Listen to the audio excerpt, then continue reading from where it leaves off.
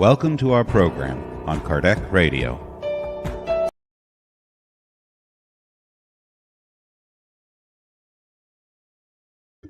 Hello, dear friends. I am Correa, and we would like to kindly welcome you to Kardec Radio and to our weekly study of the Divine Laws.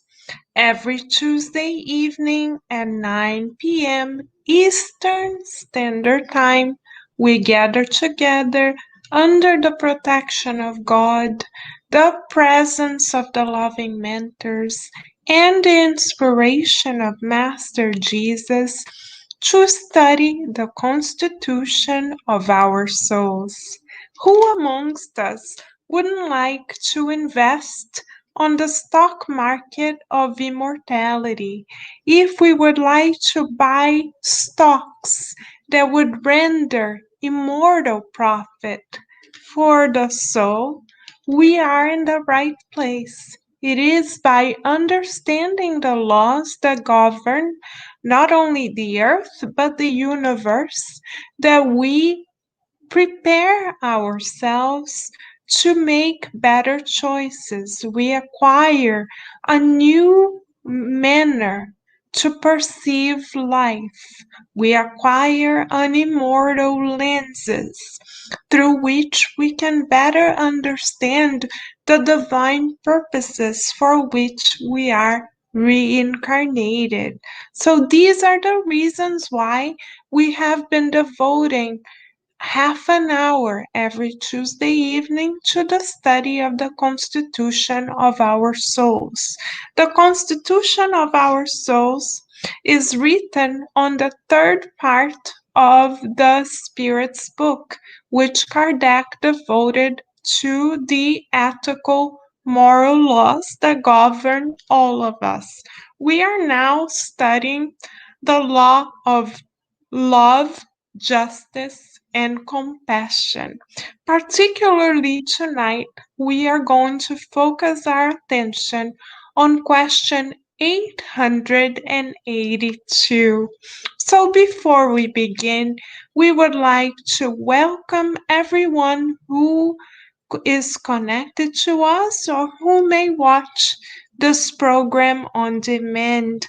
May everyone feel embraced by the loving presence of the mentors who kindly tailored this moment for us, and may everyone also feel part of a beautiful current of divine light which sustains the good on the earth. You and I, all of us united, have been recruited ever since prior to our reincarnation to be part of the team of the Christ on the earth. This is why it is so important, beloved friends, for us to study the divine laws together so we can remain awakened and conscious of our divine purposes on the earth. It is with this goal in mind that we shall now read question 882. After we read this particular question and answer, we shall bring a couple of highlights for our attention, followed by a practical exercise that shall help us feel the scriptures, bring it closer to our hearts and current reality, and afterwards we shall end these blessed moments. So let us then begin, beloved friends. Kardec, in question 882 of the Spirit's book, asks the illuminated spirits the following question: does humankind have the right to defend what they have amassed through work? Very valid question, especially since here in the United States of America, we have the ongoing practice of saving for retirement, saving for future goals, planning for college. We have all of these goals in mind, and we are used to amassing our own resources, thinking of future goals. So let us hear what the spirits have to tell all of us as they respond to Kardec. Let us envision ourselves together with Kardec as he laboriously and devotedly wrote the annotations, made the annotations he did so carefully at a time when he didn't have the internet, he didn't have computers, he didn't have 7-Eleven or Starbucks or any of the conveniences we have now. His work was truly that of a missionary. So with much respect for Allan Kardec and the illuminated minds working with him under the Christ, let us hear the answer. The spirit mentors from on high tell Kardec and all of us. Hasn't God said, "You shall not steal"? And Jesus said, "Give back to Caesar what is Caesar's"? That which humankind amasses through honest labor is legitimate property that he has the right to defend, because ownership of what is the fruit of labor represents a natural right, as sacred as the right to work and the right to live. Beautiful answer from the illuminated spirits. So yes, beloved friends, we do have the right to gather together the fruits of our own honest labor, meaning it is not because Christ has said, our Master has said, leave everything behind in order to follow me, that we ourselves are going to simply dispose of all of our material resources and begin counting on others to support ourselves. No, Master Jesus has asked for us to give away, to rid ourselves of our moral weights and moral habits that no longer serve us. He asked us to leave those portions of ourselves that no longer serve us, no longer lead us to moral progress behind in order to follow him. That he asked, indeed, but he didn't ask for us to rid ourselves of all of our resources. Quite the opposite. He asked us to give Caesar's what is Caesar's. That is, he asked us to live in the world without being of the world. Having said that, dear friends, we would like to bring other angles to this discussion for our own observation and growth together. When we refer to money, we know that gathering financial resources is of importance and necessity to us. However, first therapeutic question for all of us, ourselves included, when we deal with money, do we stop to realize that money is also energy which is given to us by God? That money is matter and that God is the one who is the ultimate creator of all matter in the universe?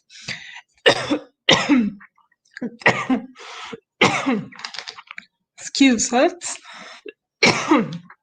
Do we stop to think that God is the one that grants us, that directs the financial resources to us? For instance, if we hold a particular job, we only do so because God has granted us the opportunity to have access to an education that would prepare us for such a position.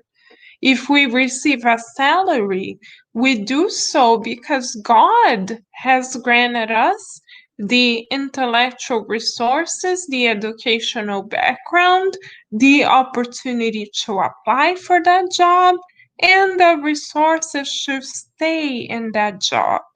Our real boss is not our physical boss, our incarnated boss, but rather God first and foremost. So have we stopped to think, beloved friends, number one, that money is divine matter created, sustained, and offered to us by God? And number two, have we stopped to think that on earth we are but stewardesses of money? Because when we discarnate, beloved friends, which all of us shall, we will no longer have access to any of our material resources, not even that of our physical body. Everything that we call ours, that we perceive as our possession, is but a loan from God. So, of course, we have the right, as the mentor spirits answered to Kardec, we have the right to make use of the financial resources given to us to meet our most basic needs. Of course, we do.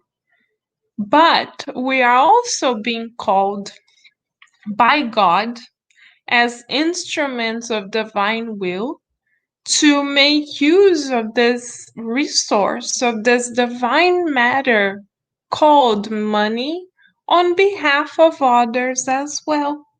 And how do we know that? If you may be wondering, beloved friends, we know that because the spirit mentor Emmanuel, the mentor of Chico Xavier, psychographed a book named Money. And in this book, he provides all of us with a divine understanding of the purpose of financial resources. He says, explains to all of us the financial resources are blessings, redemptive blessings that God grants to us so that we can utilize at least a portion of it to mitigate the sufferings of others. That if we are privileged, with which most of us in the United States of America are, we are being called by God to make use of those resources to alleviate the suffering of others to some extent. And if we are undergoing the experience of poverty, according to Emmanuel in the book Money, we are gathering other types of wealth, such as the wealth of patience, the wealth of resignation, the wealth of faith and trust in God.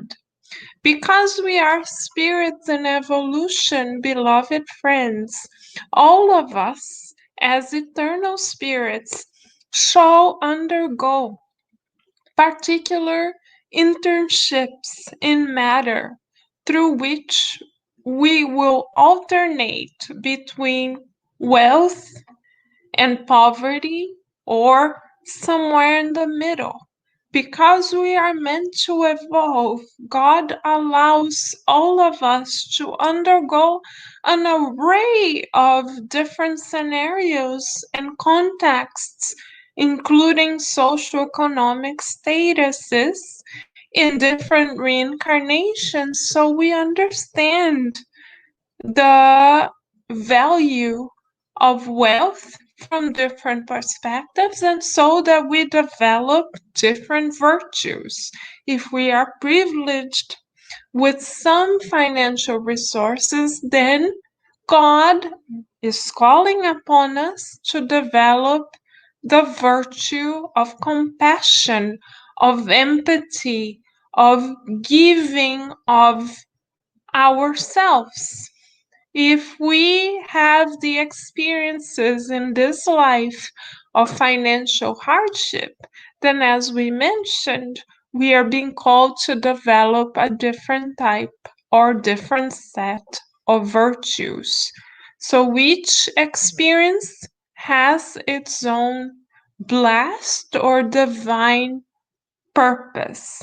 So let us blast the condition in which we may find ourselves at this very moment, because it has been planned and ratified by God and the loving mentors that have guided us to be tailored towards the experiences we need to acquire more virtues. But another question for us is, have we practiced allowing the financial resources that we have available to us be used on behalf of others to bring relief and joy to others? Good question. Some of us may think, no, Carol, there's no point in us making any effort to redirect our own resources because we're not rich. We cannot build hospitals. We cannot build charitable organizations. We are not this kind of people, Carol. And yes, beloved friends, we truly understand where we may be coming from when we think that. However, the Master Jesus brings to our attention the parable of the widow's mite. What does that show us? That however small our contribution may be, that crumb of love may make a difference in the life of someone else. What we may perceive as very little can make a difference in someone else's life. So yes, dear friends, we know, for instance, that Chico Xavier didn't have any financial resources to spare, but whatever he had, he gave away. He used to gather with under the shades of a beautiful avocado tree in Brazil with a few cents or maybe $1 bill per person to give away, because he knew some of the people that came to the avocado tree to read the gospel, to say a prayer with him, were in need of resources. So he humbly gave them just $1 bill filled with love, knowing that that $1 bill would not remove a mountain in anyone's life. However, he was humble enough to admit that that $1 would perhaps alleviate a tiny bit the situations that some of the brothers and sisters that came to him were undergoing. And our dear Vanessa Anceloni, founder of Kardec Radio, came to know of a person whose mother stayed in that line to receive the $1 from Chico Xavier. And she reported to Vanessa that her mother felt so encouraged by that $1 bill donation by Chico Xavier that it kept moving her forward and giving her courage to persevere, beloved friends. So, for our own um, spiritual growth, let us do an exercise together. Number one, let us feel in the depths of our hearts that money is also divine matter. And let us direct, even if just a cent or two, to someone who may be in greater need than ourselves. We may donate to a food bank, for instance. We may donate to charitable organizations such as Birthright that supports mothers with young children that are in need of resources. We may support efforts that embrace families that are refugees at the moment. We may search the internet and find a worthy cause. There's Fraternity Without Borders, many other beautiful causes around the world that our $1 can make a difference for. And let us pray so that that $1 brings not only relief materially, but brings joy and love, makes the people receiving it feel loved as well. Let us use our financial resources, beloved friends, as a form of prayer, both in gratitude for God in granting it to us, loaning it to us so lovingly, allowing for us to have the comforts that at times we take for granted. And also, let us use our financial resources in prayer as well on behalf of others, reminding our brothers and sisters that we embrace them in divine love and hope, and that we are wishing them the very best with our $1, like Chico Xavier. And if we don't feel as though we do not have any financial resource to spare, let us spare the currency of love that costs no physical money, but that is of great wealth. And how shall we spare the currency of love? Through a prayer, a word of hope, a smile of encouragement. That is within everyone's reach. And as we practice sharing both the currency of our financial resources, if possible, and the currency of our love, let us few come to understand how wealthy we are in terms of divine blessings. Dear friends, let us then count our divine blessings, open our hearts and minds to the richness with which God embraces us. Let us come to understand all of our resources as gifts from on high, and let us lovingly become instruments through which these gifts are distributed so that God's love flows through us. May the currency of love truly be spread through our thoughts, words, and actions today and always.